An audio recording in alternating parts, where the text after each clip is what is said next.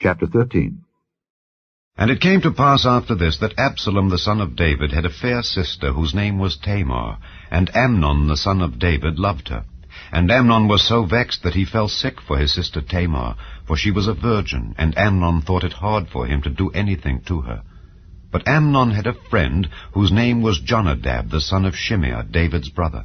And Jonadab was a very subtle man, and he said unto him, Why art thou, being the king's son, lean from day to day? Wilt thou not tell me? And Amnon said unto him, I love Tamar, my brother Absalom's sister. And Jonadab said unto him, Lay thee down on thy bed, and make thyself sick. And when thy father cometh to see thee, say unto him, I pray thee, let my sister Tamar come, and give me meat, and dress the meat in my sight, that I may see it, and eat it at her hand. So Amnon lay down and made himself sick. And when the king was come to see him, Amnon said unto the king, I pray thee, let Tamar my sister come and make me a couple of cakes in my sight, that I may eat at her hand. Then David sent home to Tamar, saying, Go now to thy brother Amnon's house, and dress him meat. So Tamar went to her brother Amnon's house, and he was laid down. And she took flour, and kneaded it, and made cakes in his sight, and did bake the cakes. And she took a pan, and poured them out before him. But he refused to eat. And Amnon said, Have out all men from me. And they went out every man from him. And Amnon said unto Tamar, Bring the meat into the chamber, that I may eat of thine hand.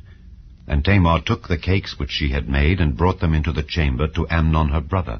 And when she had brought them unto him to eat, he took hold of her, and said unto her, Come lie with me, my sister. And she answered him, Nay, my brother, do not force me, for no such thing ought to be done in Israel. Do not thou this folly. And I, whither shall I cause my shame to go?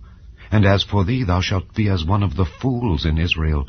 Now therefore I pray thee, speak unto the king, for he will not withhold me from thee. Howbeit he would not hearken unto her voice, but being stronger than she, forced her, and lay with her. Then Amnon hated her exceedingly, so that the hatred wherewith he hated her was greater than the love wherewith he had loved her. And Amnon said unto her, Arise, be gone. And she said unto him, There is no cause. This evil in sending me away is greater than the other that thou didst unto me. But he would not hearken unto her. Then he called his servant that ministered unto him, and said, Put now this woman out from me, and bolt the door after her. And she had a garment of divers colours upon her, for with such robes were the king's daughters that were virgins apparelled. Then his servant brought her out, and bolted the door after her. And Tamar put ashes on her head, and rent her garment of divers colours that was on her, and laid her hand on her head, and went on crying. And Absalom her brother said unto her, Hath Amnon thy brother been with thee? But hold now thy peace, my sister. He is thy brother, regard not this thing. So Tamar remained desolate in her brother Absalom's house. But when King David heard of all these things, he was very wroth. And Absalom spake unto his brother Amnon neither good nor bad, for Absalom hated Amnon because he had forced his sister Tamar. And it came to pass after 2 full years that Absalom had sheep-shearers in Baal-Hazor, which is beside Ephraim, and Absalom invited all the king's sons. And Absalom came to the king and said, Behold now, thy servant hath sheep-shearers. Let the king, I beseech thee, and his servants go with thy servant. And the king said to Absalom, Nay, my son, let us not all now go, lest we be chargeable unto thee. And he pressed him. Howbeit he would not go, but blessed him. Then said Absalom, If not, I pray thee, let my brother Amnon go with us. And the king said unto him, Why should he go with thee? But Absalom pressed him, that he let Amnon and all the king's sons go with him.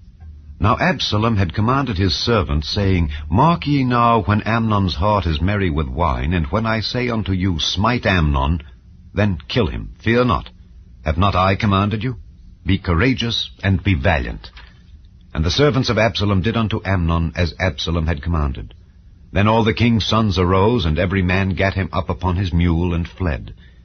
And it came to pass, while they were in the way, that tidings came to David, saying, Absalom hath slain all the king's sons, and there is not one of them left. Then the king arose, and tare his garments, and lay on the earth, and all his servants stood by with their clothes rent. And Jonadab the son of Shimeah, David's brother, answered and said, Let not my lord suppose that they have slain all the young men the king's sons, for Amnon only is dead. For by the appointment of Absalom this hath been determined from the day that he forced his sister Tamar. Now therefore let not my lord the king take the thing to his heart to think that all the king's sons are dead, for Amnon only is dead.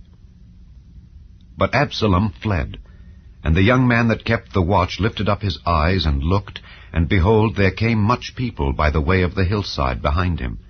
And Jonadab said unto the king, Behold, the king's sons come. As thy servant said, so it is.